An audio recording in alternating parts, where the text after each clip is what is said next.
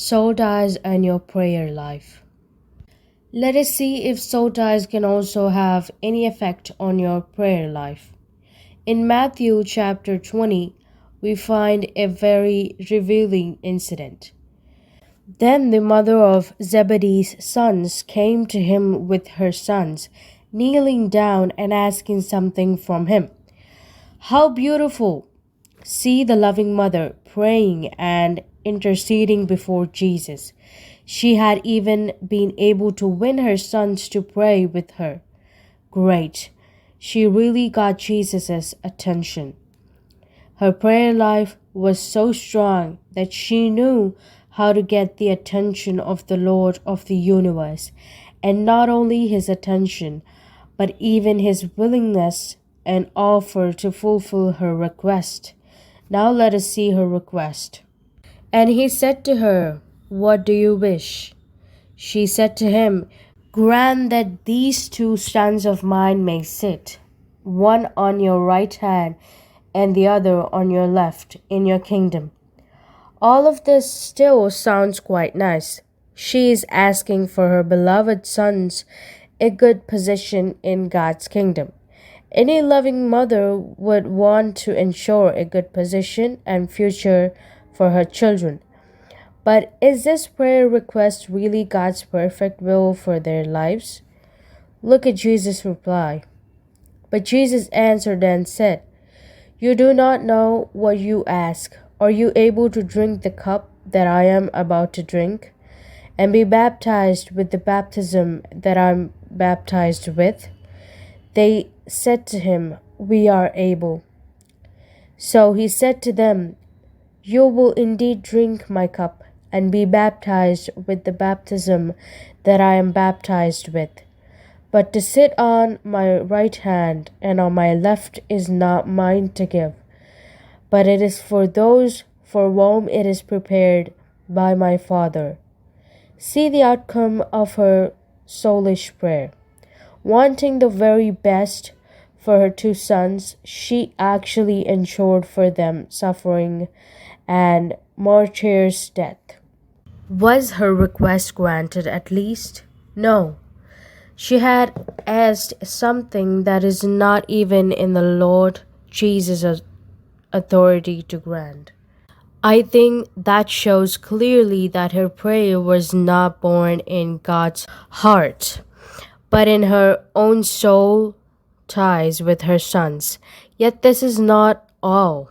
Read on.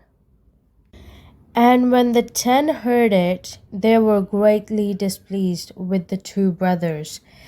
This loving mother's prayer brought more trouble for her sons than she could ever have imagined. Now even their best friends, co-workers, and co-disciples turned against them, only because of one soulish request made by their mother. When you pray for your children, please make sure you pray God's will for their lives, not your own will, especially in the subject of job or marriage. Parents used to be tempted to pray what they consider best. Please don't do it.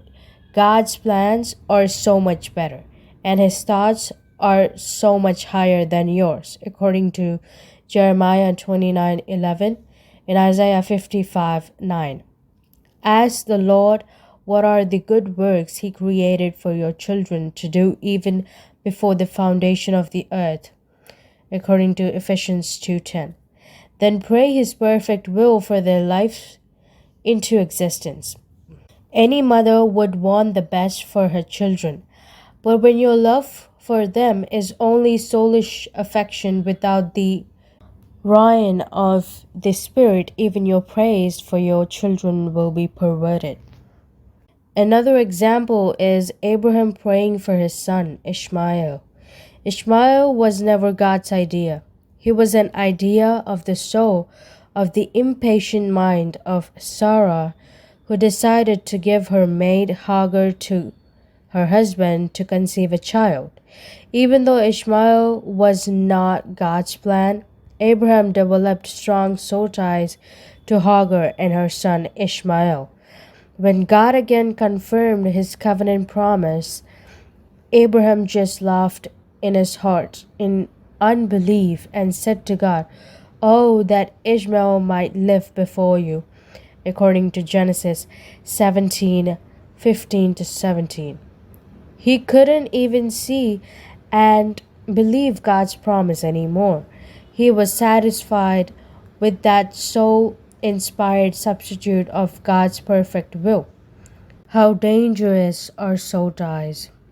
When he prayed that Ishmael might be accepted in God's eyes, the Lord consented in blessing also Ishmael since he was Abraham's son. Even at this time, God himself predicted he would be like a wild man, and that his land would be against every man, and every man's hand against him, according to Genesis 16:10 to 12. I sometimes wonder how much more peaceful this world could be or could have been without Abraham's Sotai prayer.